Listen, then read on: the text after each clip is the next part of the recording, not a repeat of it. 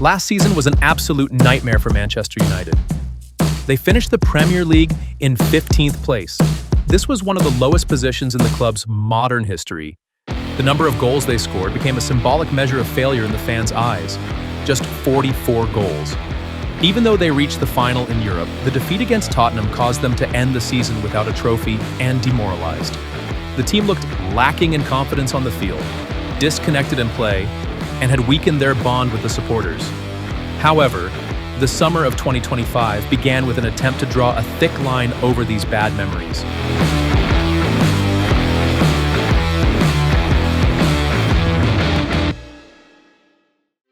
The board opened their wallet to rebuild the attack from scratch. Matheus Cunha, Bryan Mbeumo, and Benjamin Šeško. All three are forwards with different characteristics, but with one common point: energetic, goal-hungry players who know how to wear down opposing defenses. The investment in this trio exceeded £200 million. The message was clear. Solving the goal problem wasn't just a need, it would be this season's priority. In addition, not being in European competitions gives them time for tactical adaptation, which is a priceless luxury in modern football. During the summer camp, new manager Rúben Amorim thoroughly implementing the 3-4-3 formation that brought him championships at Sporting Lisbon and elevated him to the level of elite managers. The deficiencies of the system he tried to implement mid-season last year began to be addressed with the opportunity to work with a full squad. Cunha in a free role directing play in midfield. Mbeumo is the key to quick breaks on the right wing. Šeško positioned as the finishing power in the penalty box.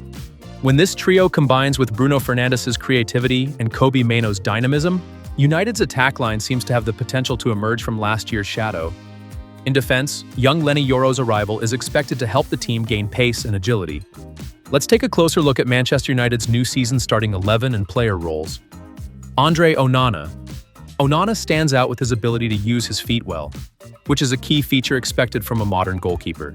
Having played an important role in his performance at Inter, which played a significant role in their run to the Champions League final, he also attracted attention with this quality when he transferred to Manchester United. Although he fell far short of expectations with the mistakes he made last season, he has a ton of work to do in Amorim's system this year. This season will be crucial for Onana to prove he's truly a top-level player. Leny Yoro. Yoro, who caught the attention of European giants with the potential he showed at Lille, brings youth, pace, and playmaking ability to United's backline. He is calm in building play, quick against balls played behind the defense, and has high positional awareness. He's a candidate to become United's defensive leader in the post-Varane era.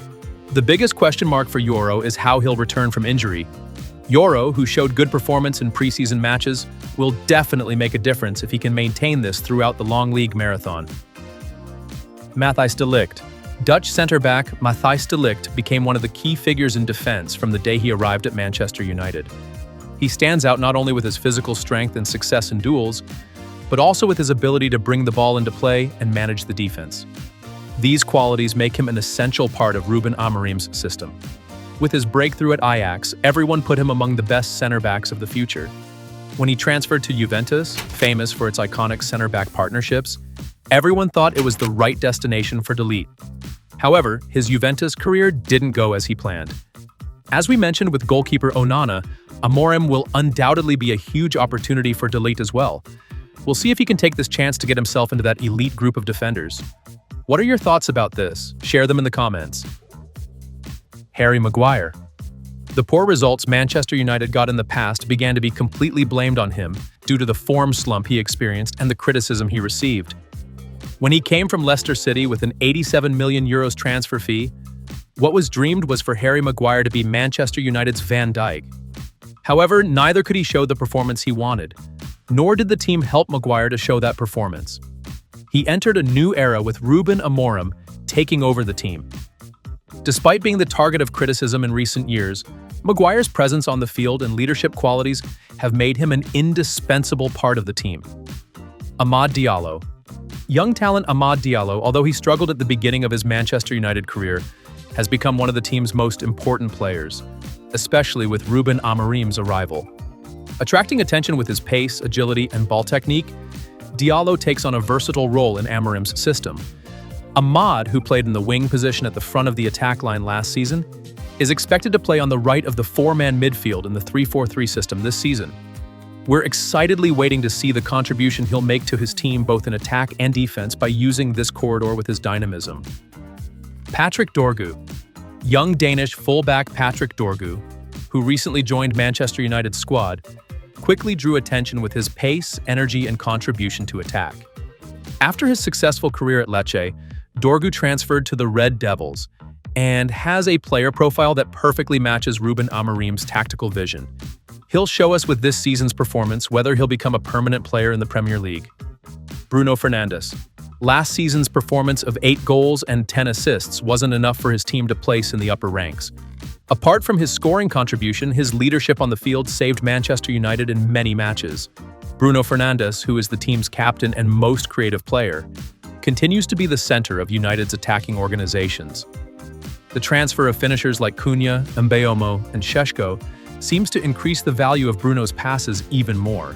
If he can click with the new signings, dreamed of with the new transfers, Bruno Fernandes is a candidate to be next year's most talked about player. Kobbie Mainoo. Despite being young, Mainoo, who makes a great contribution to the team with his composure, vision, and passing quality, will determine the tempo of United's midfield this season. He's one of those rare young talents who can play both ways, winning the ball and supporting the attack. Mainoo will have a decisive role in Manchester United's playing system with the dynamism and ball-winning performance he'll bring.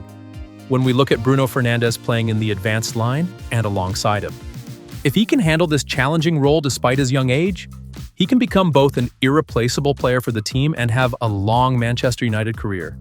Working with a head coach like Rúben Amorim, who is very successful in terms of young players' development, is also one of the great opportunities for Mainoo. Matheus Cunha.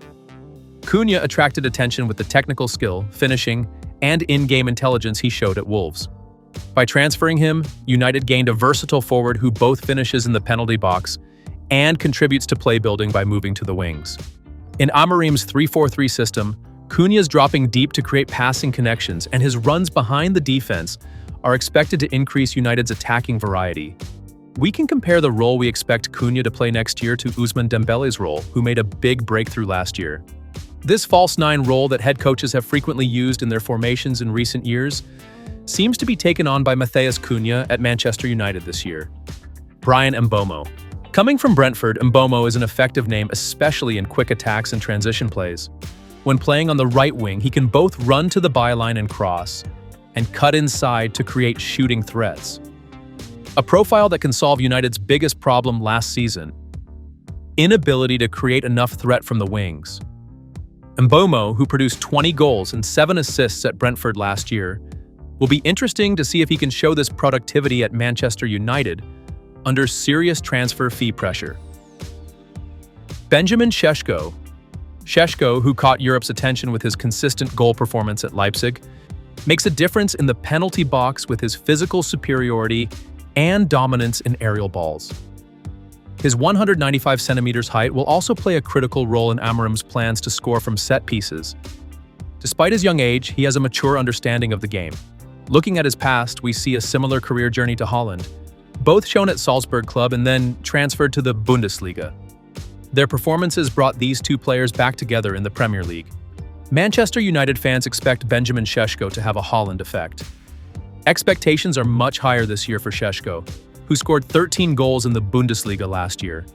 If he can reflect his potential on the field, meeting expectations won't be surprising at all.